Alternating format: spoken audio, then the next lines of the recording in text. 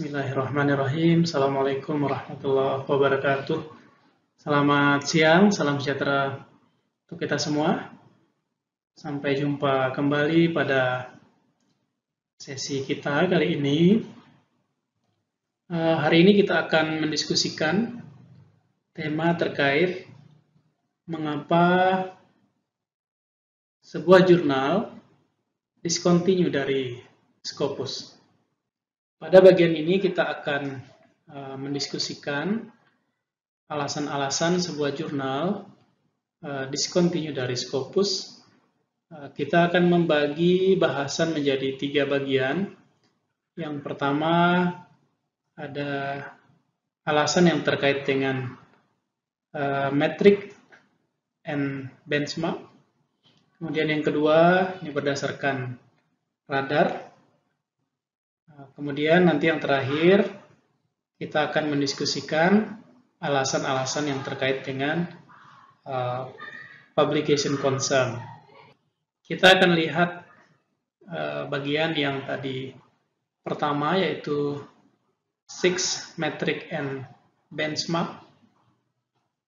Pada bagian ini ada 6 hal yang berkaitan dengan mengapa sebuah jurnal itu bisa discontinue dari Scopus atau tidak terindeks lagi di Scopus.com.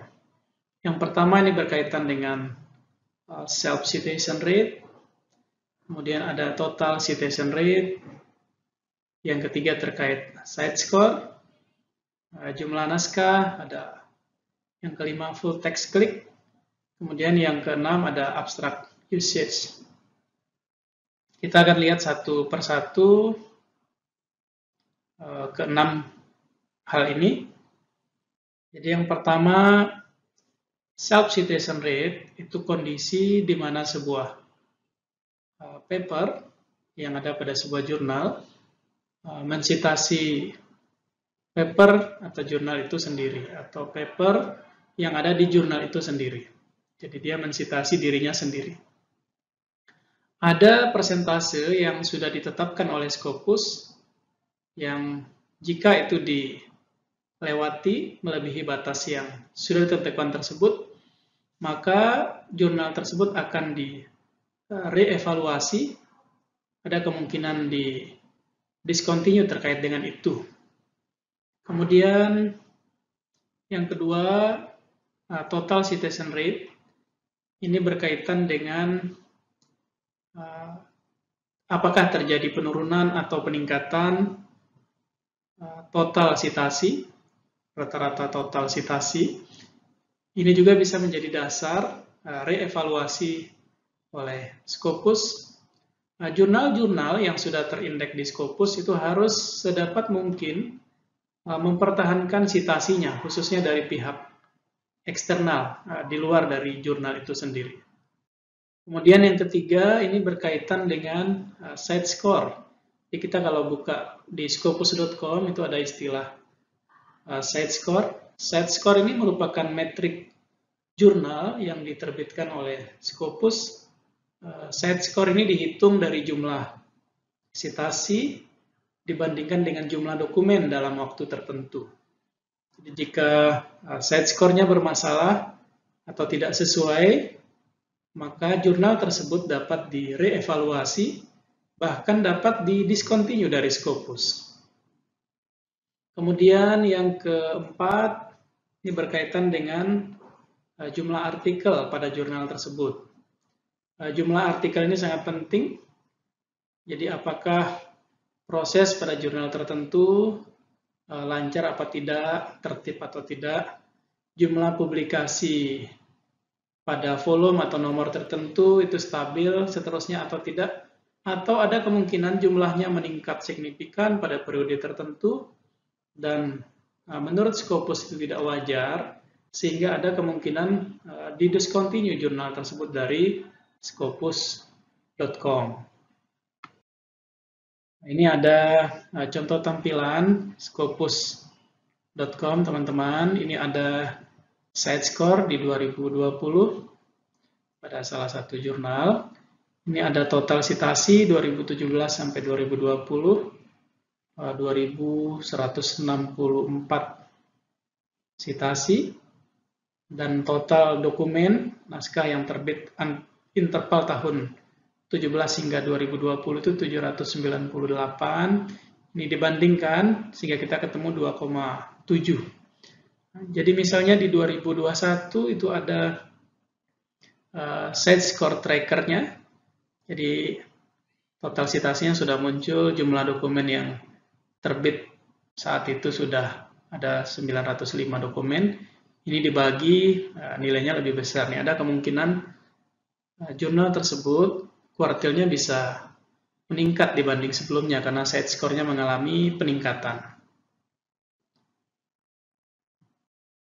Kemudian yang kelima ini terkait dengan jumlah full text click di www.scopus.com. Full text click ini berkaitan dengan jumlah pembaca yang klik artikel-artikel yang ada di jurnal maupun web di Scopus. Jadi hal ini menjadi salah satu indikator penilaian yang menjadi dasar dari matrik untuk reevaluasi oleh Scopus selanjutnya, apa tetap terindeks di Scopus maupun dikeluarkan dari pengindeks itu.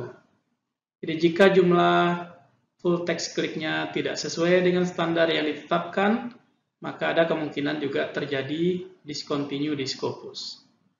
Kemudian yang keenam, ini ada abstract usage on scopus.com. Ini penggunaan abstraknya di Scopus. Ini juga sama sebenarnya dengan full text click yang tadi. Hanya di bagian keenam ini terkait dengan klik pada komponen abstrak artikel di jurnal ataupun di web Scopus. Karena ada jurnal yang open access yang bisa kita buka dan kita download, ada juga yang non-open access yang hanya bisa dibaca bagian judul dan abstrak biasanya ya. Jadi jumlah akses pada abstrak di dokumen, baik di jurnalnya maupun di web Scopus langsung, itu juga menjadi dasar dari matrik untuk reevaluasi oleh Scopus. Kita lihat bagian berikutnya, di bagian kedua, jurnal-jurnal bisa discontinue di Scopus. Ini berkaitan dengan data yang dikumpulkan berdasarkan radar. Jadi radar ini alat yang dibuat Elsevier untuk analisis data.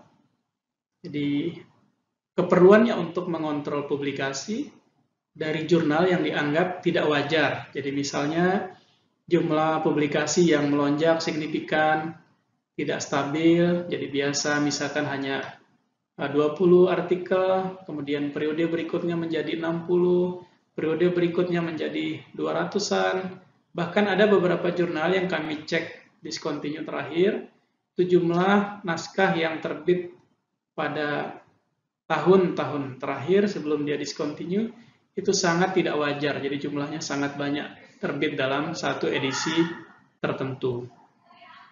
Jadi alat ini melakukan kontrol dari Scopus dan penerbit yang terindeks Scopus. Jika radar menganggap itu tidak wajar, maka jurnal tersebut dapat di-discontinue. Kemudian kita lihat bagian yang ketiga. Pada bagian yang ketiga, ini biasanya banyak jurnal discontinue terkait dengan komponen ini. Jadi publication concern.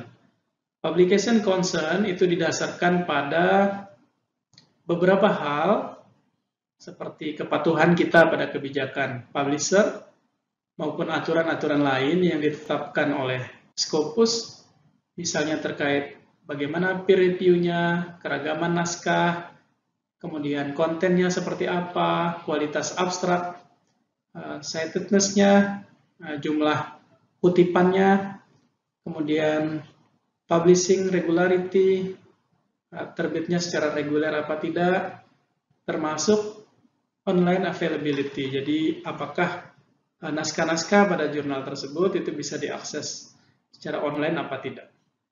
Kita coba lihat satu persatu. Jadi yang pertama ini ada data terkait dengan jurnal polisi.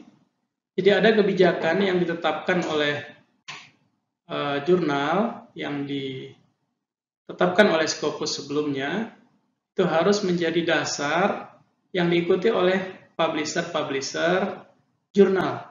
Jadi kebijakan publisher jurnal itu harus mengacu pada kebijakan yang ditetapkan oleh Scopus. Kemudian yang kedua, masuk juga di publication concern, ini terkait dengan peer review.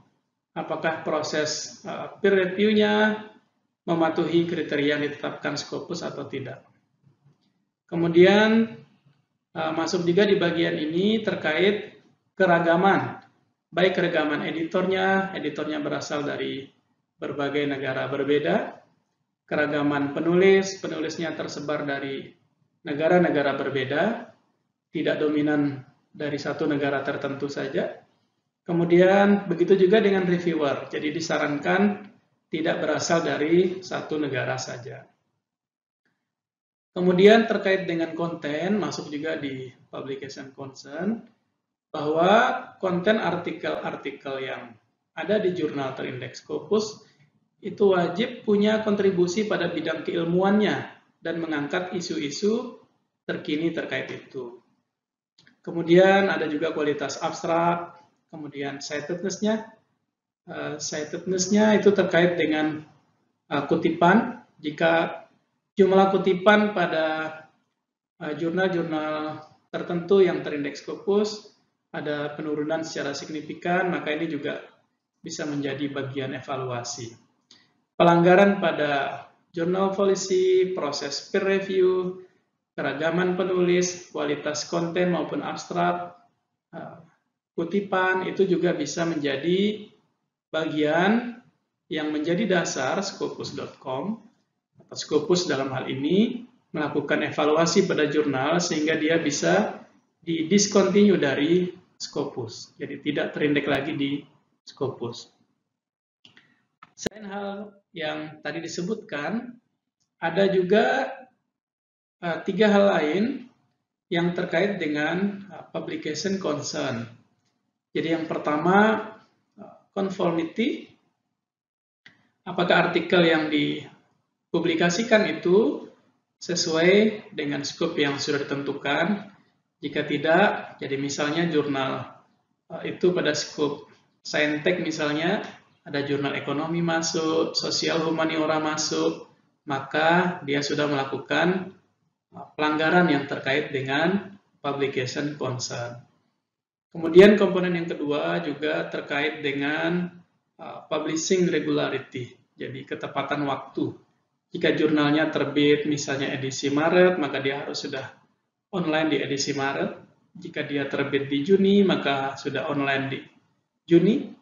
Diizinkan ada online sebelum bulan itu, tapi disarankan tidak terbit setelah bulan edisinya. Jadi jika ada perubahan-perubahan dalam jadwal publikasi, tidak teratur pada waktu publikasi, tidak reguler lagi publikasinya, maka itu juga bisa menjadi pertimbangan oleh Scopus untuk mengeluarkan jurnal-jurnal tersebut dari indeksasi Scopus. Kemudian yang terakhir, masuk juga di publication concern, ini terkait dengan online availability. Jadi apakah paper yang terpublikasikan atau publish di jurnal terindeks Scopus itu bisa diakses secara online apa tidak, sehingga dia harus termuat dalam website. Tidak ada jurnal terindeks Scopus yang hanya ada versi cetak saja, versi online-nya tidak ada. Kalaupun ada yang bisa diakses online maupun ada yang hanya bisa diakses komponen judul dan abstrak saja, ada yang bisa akses full text atau full paper keseluruhan.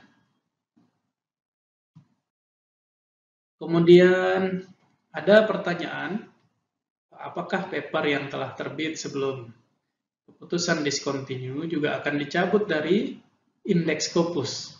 Ini tidak, teman-teman. Jadi Scopus masih tetap mengindeks paper-paper yang masuk sebelum keputusan discontinue.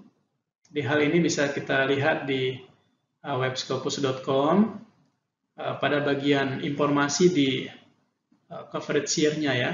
Jadi coba kita lihat contoh tampilan.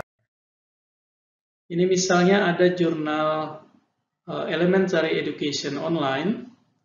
Di coverage year-nya itu ada from 2013 sampai 2021 ya. Kemudian ada informasi discontinue in Scopus. Publisher-nya Ankara University, Faculty of Education, Department Primary Education. Ini tipenya jurnal. Nah, dari data ini kita bisa tahu bahwa jurnal ini terindeks di Scopus sejak 2013 sampai 2021. Nanti kalau naskah kita terbit 2022, maka sudah tidak terindeks di Scopus lagi. Kita lihat contoh yang kedua, ini ada jurnal International Journal of Instruction. Publisher-nya Gate Association for Teaching and Education. Di Scopus coverage year-nya itu dari 2013 sampai sekarang. Ya, berarti sampai sekarang 2022, jurnal ini masih terindeks di Scopus. Jadi, kalau ada naskah kita terbit saat ini, maka masih diindeks oleh Scopus. Terima kasih, teman-teman. Itu saja yang dapat kami sampaikan. Selamat belajar, selamat menulis, terus berkarya dengan karya-karya yang lebih baik. Kami cukupkan sesi kali ini. Wabillahi taufiq wal hidayah. Assalamualaikum warahmatullahi wabarakatuh. Merdeka.